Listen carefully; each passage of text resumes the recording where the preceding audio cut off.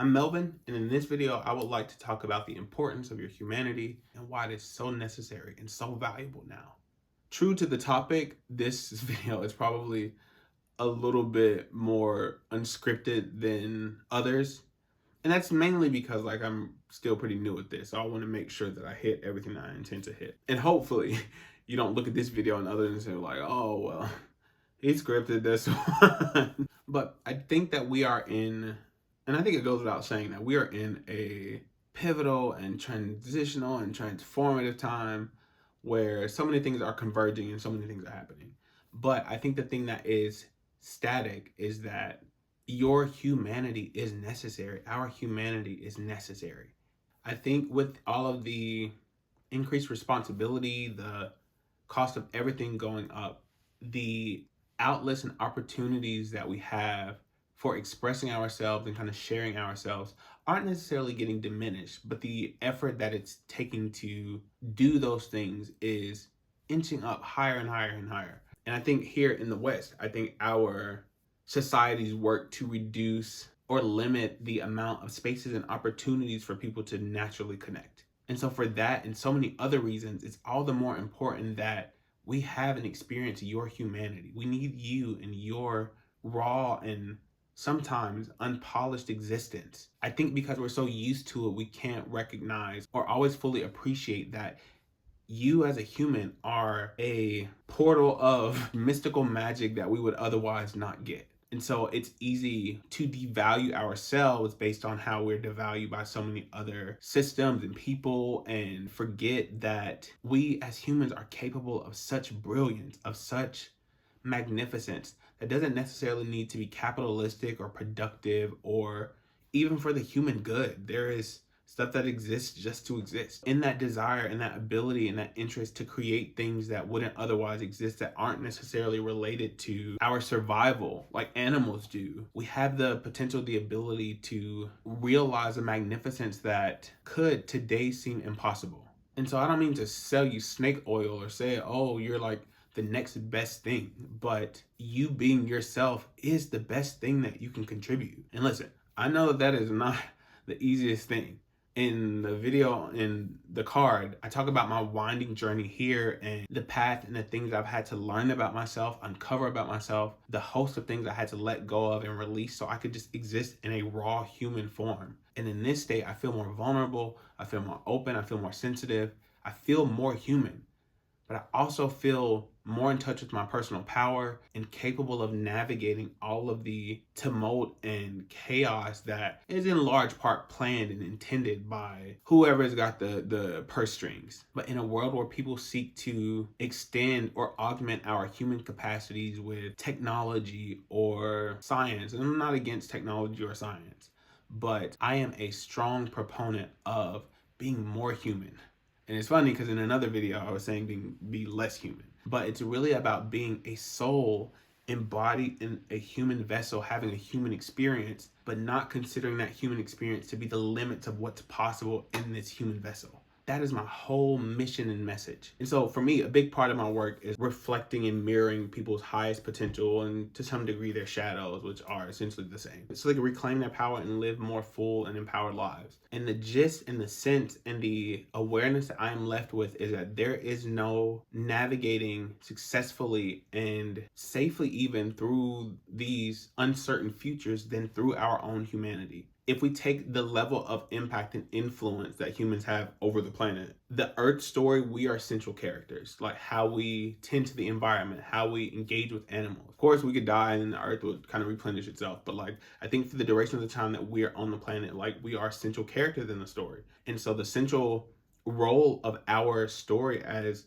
individuals, as a collective, is being human, is navigating vulnerability, is navigating aging, is navigating not knowing, and balancing the ability to think, perceive, and to look ahead with being right in this moment.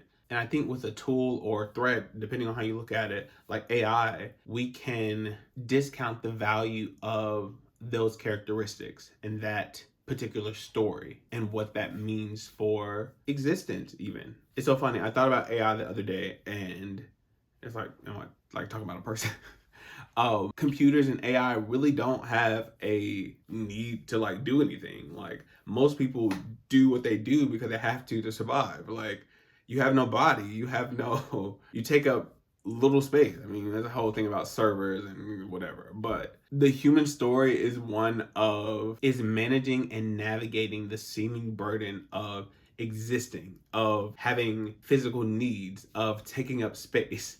And so for something as digital and disembodied as intelligence, it's just like, girl, what even is your motivation? Like, I don't need you to do my creative work. I am trying to navigate having all of these things that I'm responsible for. We're not the same. So I don't know. It was just something that I felt was curious. But you're taking up space, you're existing in the world isn't a burden, and it really, really matters.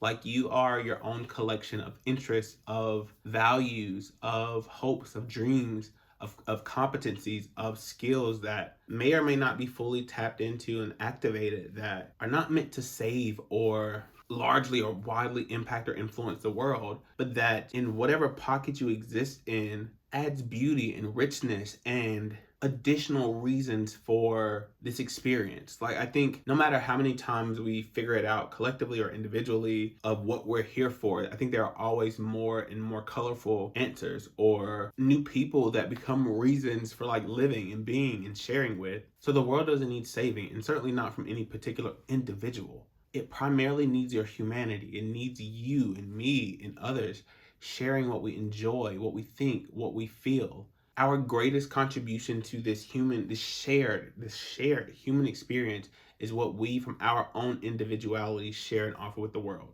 that doesn't impact or infringe on another person's existence or their own privilege of being. I think a thing that is, if we're not careful, doesn't get fully lost, I don't think, but can get lost is our need for connection and our appreciation for connection and our willingness to connect. There is such inherent potential for harm and safety, but also love and joy and richness in connection with other raw humans that won't get it right because we don't get it right and we won't get it right all the time. But if we forget and fail to remember that I get to relate to someone I already know on a soul level as a human with these interesting stories and narratives that we've collected, I miss out on a really rich and enlivening and vivid experience. But to restore our ability to kind of connect, we need compassion. And we need compassion, especially for ourselves. And the fact that people scoff at that is all the more reason why that compassion is necessary. We are so hard on ourselves. Like we will collect experiences that define the mental parameters of what we think is possible, what permissions we give ourselves, the ways that we protect ourselves that inadvertently harm other people. And we'll realize all of that and then judge it. We'll judge it and only reinforce those patterns or create new ones that are also maladaptive and unhelpful. But with compassion, we can say, I have tried my best. I feel and can honor my wounds but not live from them. And I can also use compassion as the incubator or the growth space for who I would like to be to emerge. And that compassion, once we can hold it deeply and fully for ourselves, we can then hold it for someone else. And so then connection stops being just a thing that we interact or engage with. It becomes the web, the net that becomes strong enough to hold what we as humans, as individuals, as a collective can be. Because there is no future that is worth living for all of us that is devoid of connection. The future that has been attempted a number of times with like VR goggles and metaverses where you stay at your house, I stay at my house, we interact with whatever weather we want to live in is a hellscape. It's a hellscape. And it completely undervalues the richness and majesty of the planet Earth. Why do I want to go in my VR headset or into a metaverse and surf when I could go to an island and get in the water and fall and get wrecked by a wave and then balance myself and then have to go back to hotel or lodging and then be blown away at the fact that I did something that I never believed that I could do? but we must remember to hold or learn to hold with the same appreciation of one falling off of a surfboard and like learning how to get it right as we do with learning not to raise your voice or learning not to sabotage yourself or learning not to sell yourself short. We have to hold that same appreciation that, wow, like I am living the full human experience. Like I fall off of my board, I say yes whenever I mean to say no, and oh my gosh, like the whole richness is here. And you're not without a guide in all of this. Like your soul knows the way. I know that can feel like big and nebulous and like it exists in another world. And so here on this channel, I'll talk a lot about the soul, how I view it, purpose, and reducing the loftiness of that, creativity, in that we can create things, but create new ways of living and new ways of being, and identity so we can emerge and live as new but more full versions of ourselves. All so we can live full practical lives where we realize that we're timeless and that we're always powerful. And that we brought all of that timelessness and that power and brought it to planet Earth so that we could have the experience that our souls most needed next. So do me this favor. Close your eyes for me and think. Imagine yourself as the vast cosmos. You don't have a body. You don't in this moment have the story that you are so familiar with. You are just vast cosmos. Inside of that vastness, there are stars, there are planets, there are nebulas, there are solar systems galore. In this state, you are timeless. You are this unified soul, this unified being of pure existence. In you, there is no flaw, there is no stress, there is no angst, there is no pain or hope because everything just exists.